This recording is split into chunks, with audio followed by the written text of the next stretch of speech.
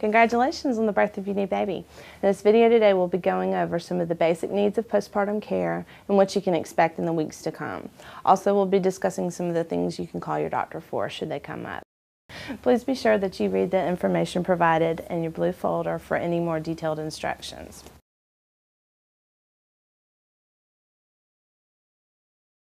The cramping that you're experiencing right now is actually contractions, and it's shrinking your uterus back down to the size it was before you were pregnant. The discomfort only usually lasts a few days and can be relieved by taking over-the-counter pain medicines such as ibuprofen or Tylenol and use of heating pads. Your bleeding should decrease over the next few days and become lighter. Any increase in bleeding that you might experience or heavy blood clots about the size of your hand was definitely something you should tell your doctor about. Also, any foul-smelling discharge is not normal and might indicate an infection.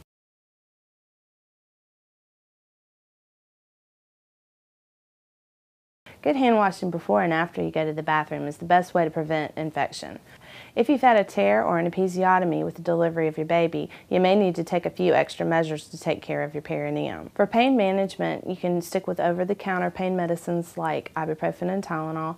Ice packs may also be very helpful to decrease the swelling that you may have and also provide some pain relief. A sitz bath with warm or cool water can also help with some comfort. Your nurse will help to show you how to use this if needed. Right now I'll show you how to build a pad, so to speak, when you're in the bathroom. After you've gone to the bathroom, go ahead and use your peri bottle, open it up, and squirt a little water front to back as much as you feel like you need. Then afterwards, you want to take your pad. If you have any swelling or if you're still having pain, you may want to go ahead and open up one of these ice packs and lay them on top of your pad. After doing that, go ahead and spray your perineum off with the dermoplast if you have that provided. You may also want to use some of the foam if you've had an episiotomy or a tear. If you're having hemorrhoids that are still painful, you can either use the cream, you can use the foam, or the Tux pads, or you can use all three. To go ahead and do hemorrhoid care, you want to go ahead and put your Tux pads with your cream on it, directly insert the cream, and put this exactly up on your hemorrhoid. If you're having problems doing this, you can also put it on the pad, but it is best to directly place it on the hemorrhoid. Go ahead and put the whole pad up against your bottom and then go ahead and pull your panties up to have it all hold up. It is a little difficult to do, but you're not going to have to do this forever, just for the first few days, as long as your pain lasts. With hemorrhoid care also, you may choose to continue to take your stool softeners that you were taking here in the hospital, and the important thing is to stay off your bottom and not strain.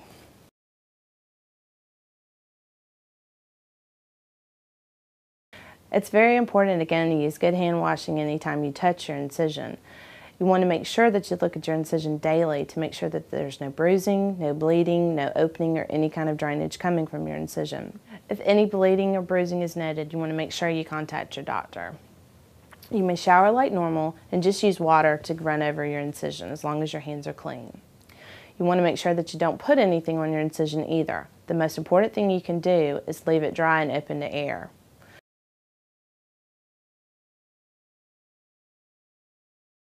You'll most likely notice some changes in your bathroom patterns after you just had your baby. If you notice any signs and symptoms of a urinary tract infection, such as frequency, urgency, or burning when you urinate, your doctor needs to know about it. With having a bowel movement, the baby can kind of slow things up as far as that goes.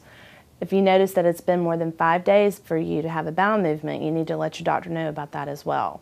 If constipation becomes an issue, you can continue to take your stool softeners that you've been taking at the hospital and make sure that you take plenty of fluids in and also consume a diet high in protein and rich in fruits and vegetables. This will help you maintain a good digestive system and it will also help your body recover after having childbirth.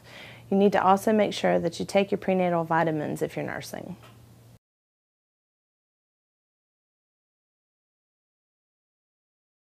Your body is programmed to make milk after the delivery of your baby, and this is going to happen whether you're breastfeeding or bottle feeding.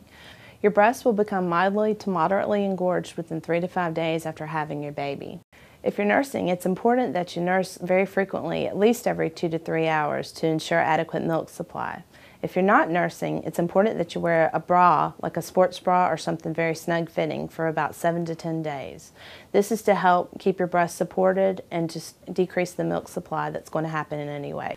Remember that you're trying to decrease the stimulation to your milk. You want to keep your bra on at all times. Only remove it to get in the shower. And remember to not touch your breasts any more than absolutely necessary. Whether you are nursing or not, milk coming in is usually not a very comfortable experience. The ice packs and over-the-counter pain medicines such as ibuprofen or Tylenol work great to help with that discomfort. If you're nursing, please make sure that you go over the written information from lactation and in your discharge instruction folder to go over more information on engorgement and nipple care. Please make sure you call your doctor if you notice any kind of red streaking on your breast or pain that's not cured by over-the-counter pain medicine and ice packs.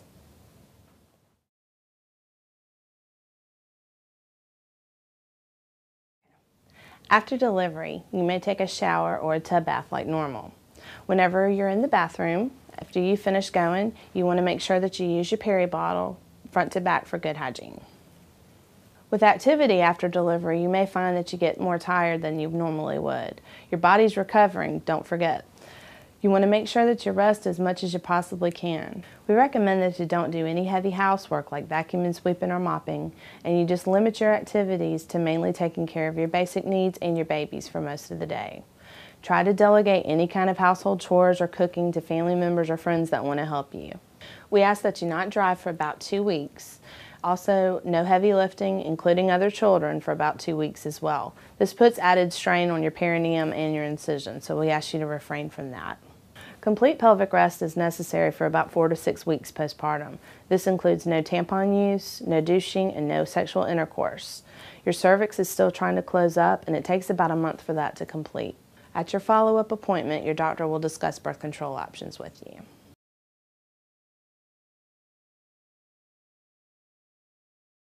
Your body is healing from not only childbirth, but possibly major surgery if you've had a C-section. You want to make sure you rest and sleep as much as you possibly can. Best way to do this is take naps whenever your baby takes naps. Your hormones are also going through major changes too, as your body's getting used to not being pregnant again. This can take a toll on your emotions as well. Mood swings are actually normal right now, and as a new parent, you're most likely going to experience a little bit of alteration in your sleep patterns. Failing to rest or sleep when your baby is sleeping can put you on a fast track for postpartum blues and depression. You want to make sure you ask help from others so you can primarily focus on taking care of yourself and your baby, because you both are learning to adjust to your new lives together.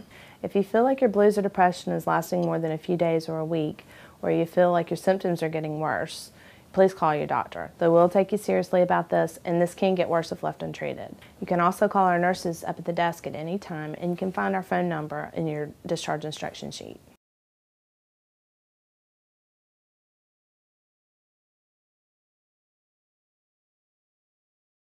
In this video today, we'll be discussing some of the basic needs of everyday care for the baby, provide a few demonstrations, and go over some things you need to call your doctor for. Please be sure to read the printed information provided to you in that blue folder that your nurses gave you. Babies need to be checked and changed a few times a day, especially before feedings. Normal output for a baby differs based upon what the baby's eating. The baby's nursing will probably have about 6 to 8 wet diapers a day and probably have at least 3 stools daily. Bottle-fed babies differ. They still have the same amount of urine output, but stooling could be multiple times a day, once a day, or they may even skip some days. If you notice that your baby has gone at least 2 days without a stool, you need to make sure you contact your pediatrician before you try to do anything to correct that. Okay, we'll go ahead and do a diaper change on this little guy right here. Okay, just take your wipe, go ahead and soak it in some warm water. That's all you need. And go ahead and wipe front to back. With little boys, you want to make sure you lift under their scrotum. And wipe their bottom really good. Okay. This little boy has a circumcision, so we'll go over some circ here real quick. This kind of circumcision is called a plastibell. He's got a little plastic rim around his penis, and it usually falls off in about 7 to 10 days. There's nothing you need to do for it except just examine it daily, make sure it's not bleeding, doesn't have any kind of discoloration, no pus-like drainage around it, and you want to make sure that he's going to the bathroom regularly. To clean it, you want to just go ahead and just like with the regular diaper change, just squeeze a little bit of warm water over it. You don't want to directly touch the head of the penis. There's nothing else that you need to put on his diaper, or nothing you need to put directly on the penis. Just squeeze a little bit of warm water and just blot dry all around. And he'll fuss and cry, but babies do that even if they're not circumcised, so don't think you're hurting them. Go ahead and apply another diaper. And that's about all you have to do. With the circumcision of the other kind, the Gomco or the Mogan clamp, you can just take your regular diaper and just put a little bit of Vaseline on it. It's kind of hard to directly put Vaseline to the head of a baby's penis, especially if they're squirming all over the place. So just take a big old hunk of Vaseline, put it all over your diaper around where you think his penis is going to be, and then just apply it like regular. If your baby has had no output or decreased output in a few days, or if you are having any problems with diarrhea, which for babies is mostly watery stools, you need to go ahead and let your doctors know before you try to do anything to correct that. Normal consistency of baby stool is very loose. If you do notice any watery stools, that would be more indicative of diarrhea, and that's something you should let your doctor know about. Changing a diaper on a girl, it's important that you wipe front to back.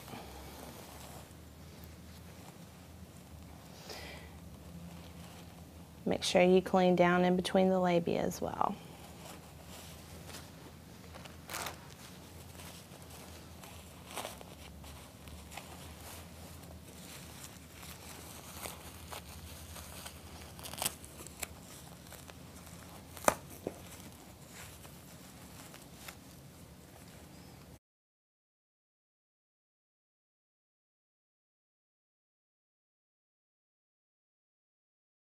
A lot of babies stay spitty for sometimes weeks or even months after they're born, so we provide you with one of these bulb syringes while you're here at the hospital, and we'll show you how to use that really quick. If the baby's ever bubbling at the mouth or ever getting kind of gaggy or spitty on you, just want to go ahead and squeeze it and insert it in the mouth. I'll let you let go of your passy real quick. Gently insert it inside of the mouth, and then remove whatever kind of mucus or whatever he's spitting at. Okay. Very good to have one of these close by at all times, in the crib, the car seat, in the diaper bag, because you don't ever want to need it and not be able to have it. Just like I showed you, just do a little gentle squeeze right here and then release. This, you really don't want to have to put it in their nose more than absolutely possible, because that's how babies breathe. And as you can see, just little teeny tiny nose holes, so the more you put up in there, the more you can cause inflammation, and it can make it very difficult for them to breathe. If you did have something blocking his airway, then you would have to use it, but if it's just a little bit of mucus or something in the way, you can try wiping it. It's a lot easier for him.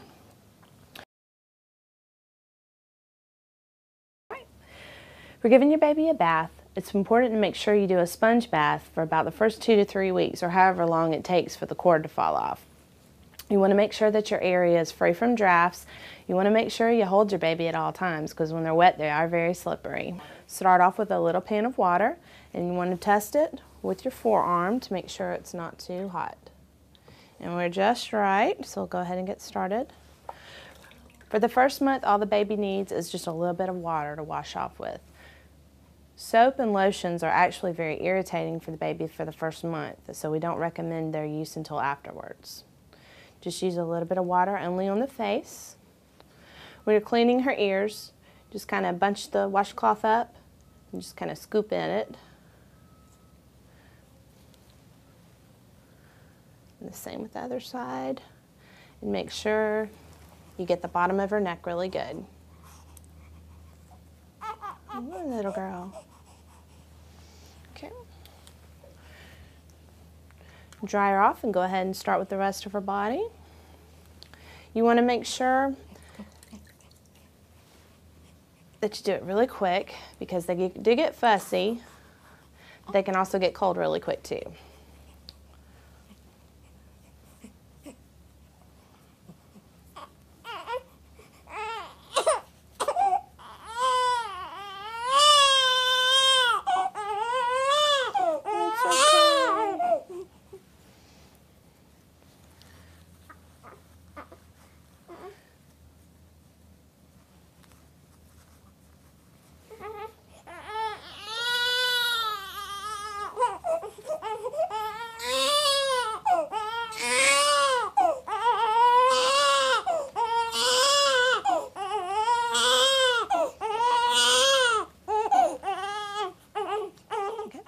Make sure you go ahead and do her diaper area last. And with girls, you want to wipe front to back. And with boys, especially if they have a big scrotum, make sure you lift it up to clean up underneath.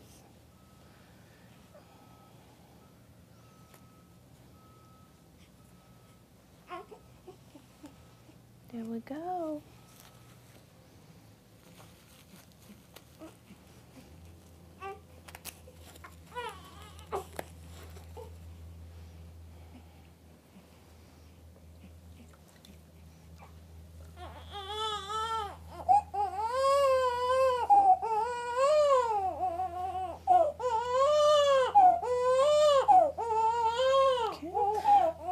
We'll wrap her up and we'll go ahead and wash that hair. There you go, little girl.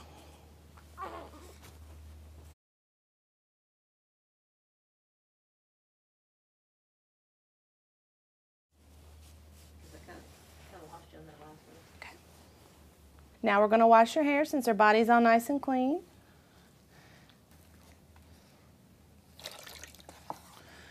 Just put a little bit of water.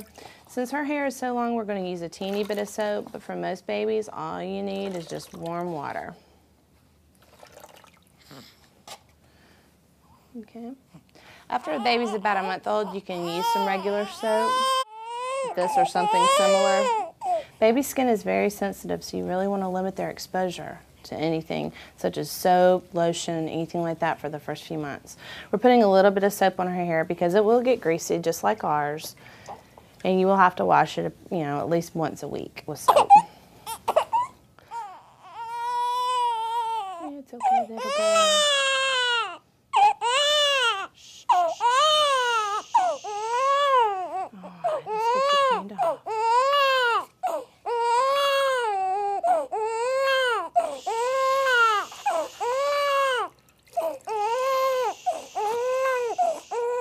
Whenever you are washing her hair, you want to make sure you fold their ears over like this so water won't get in it.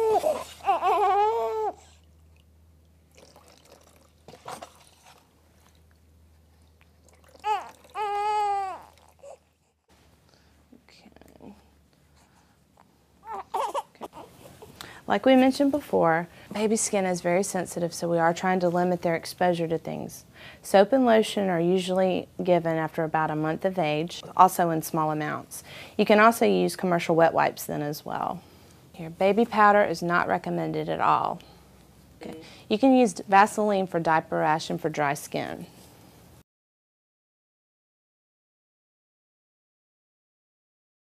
For feeding your baby, times differ if you're breast or bottle feeding. Breastfed babies typically need to be fed about every 2 to 3 hours for the first few weeks. Bottle-fed babies about every 3 to 4 hours. There are 3 different kinds of formula. We have 2 here. The ready-to-feed, which you've probably seen if you're bottle feeding, the powder, and then the concentrate, which isn't shown, that you have to add water to as well as the powder. With the ready-to-feed, all you have to do is either pour this into a bottle or put a nipple on it and it's ready to go. When you're preparing your powder formula bottle, you want to go ahead and measure out the amount of water that you're going to use. And you can't use just any water. You have to use distilled water or the nursery water that they sell at the stores. We're going to make a 2-ounce bottle right now. So we'll need exactly 2 ounces of water. And we'll need 1 level scoop of formula. And make sure you level it off so you're not getting too much or too little. Put your scoop in the bottle. Put your top back on, and you have to shake it very, very well to make sure everything mixes up correctly. There's no clumps in there. Now you have exactly 2 ounces of formula to feed your baby. The amount of formula you feed your baby will vary, and it will probably change often as well. If your baby is wanting to eat a little bit earlier than an hour before it's time to feed her or him, it's a good sign that they probably need to eat a little bit more. You can always increase the feeding that you give your baby by about a ½ ounce every feeding until you know she's satisfied. Make sure you burp your baby very often, otherwise you might have a mess on yourself. Remember, all that your baby needs for nourishment at this time is breast milk or formula. Your doctor will let you know when it's time to introduce water, juice, or any kind of strained baby food. You don't ever want to switch the formula you're feeding your baby without speaking to your doctor first, as this could cause some upset for your baby. Also, if you're unsure about what kind of bottle to use, ask your pediatrician as well, as there are many bottles to choose from nowadays on the market.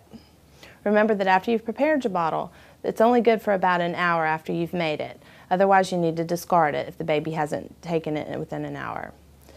You will never ever want to microwave a bottle, because much how you microwave your own food and you get really hot and really cold spots, the same can happen with a bottle, and you can actually cause burns in your baby's mouth. Baby's formula does not need to be warm.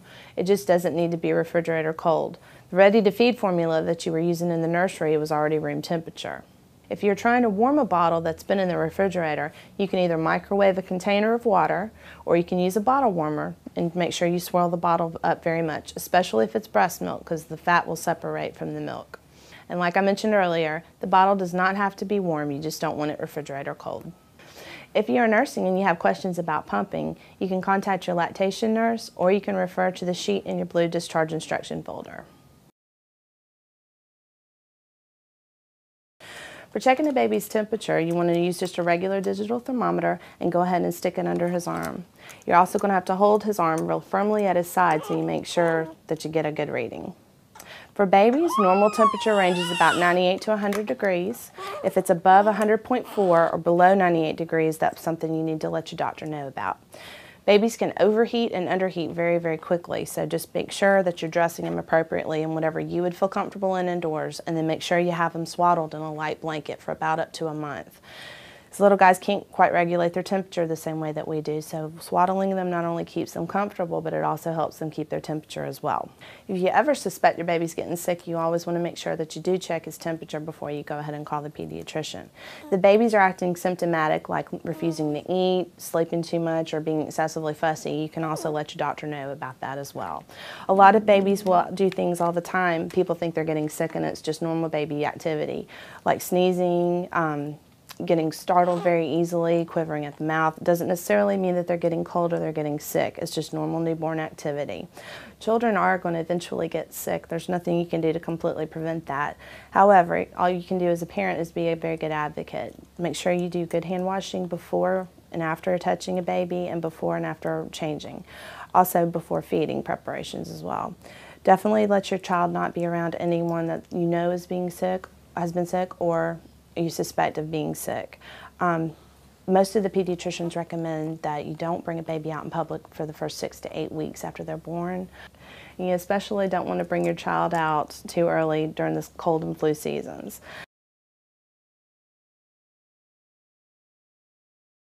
To go ahead and swaddle your baby, you want to take just a regular blanket, lay it down in a diamond shape on your bed, fold the top part down into a triangle. This is where her neck and her shoulders are going to meet. Hold one arm down, snugly wrap one side over, and tuck it behind her back. Tuck the bottom tail up under her back, hold the other arm down, and pull real snug. And there you have a little swaddle baby.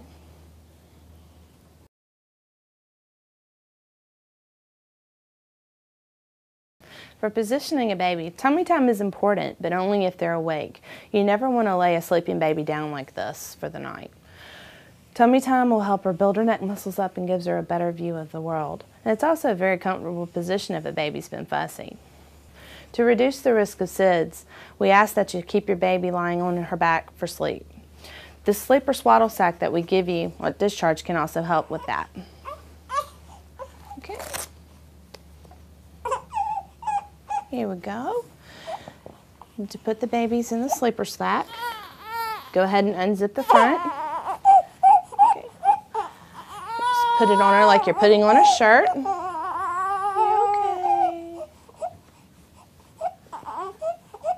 Okay. Go ahead and zip up the front, and then you'll strap the sides.